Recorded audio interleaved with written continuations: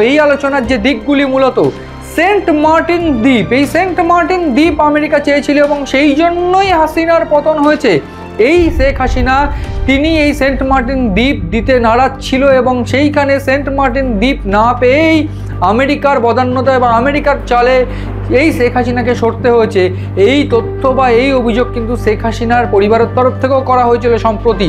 এবং এই জায়গায় দাঁড়িয়ে ইউনূসের শাসনকালে শেখ হাসিনার যে বিরোধিতা, সেই বিরোধিতায় করতে গিয়ে বা ইউনূস তার নিজের দেশকে কি বেচতে চলেছে তার কারণ সেন্ট মার্টিন দ্বীপ সহ বিভিন্ন জায়গায় কিন্তু এইবার বন্দর বা সামরিক বন্দর তৈরি করতে চলেছে আমেরিকা, এই তথ্যই উঠে আসছে।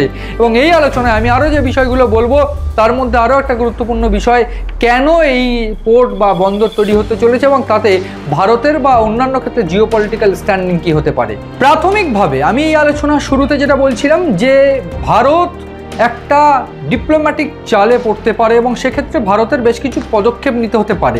এবং এই জায়গায় দাঁড়িয়ে একটা বন্দর তৈরি করতে চলেছে আমেরিকা বাংলাদেশে। কিভাবে এবং কোথায় সেটা বন্দরটি? ইতিমধ্যে চট্টগ্রামে মার্কিন সেনাদের উপস্থিতি আমরা লক্ষ্য করেছি, সেইখানে মহড়া হচ্ছে বা কি এক্স্যাক্টলি সেটা কি ভারতের 7 সিস্টারকে টার্গেট করা, এই প্রশ্ন উঠছে। তার কারণ ভারতের সঙ্গে দূরত্ব বাড়িয়ে দিয়ে আমেরিকান প্রেসিডেন্ট ডোনাল্ড ট্রাম্প এই মুহূর্তে পাকিস্তানকে কাছে টানার চেষ্টা করছে।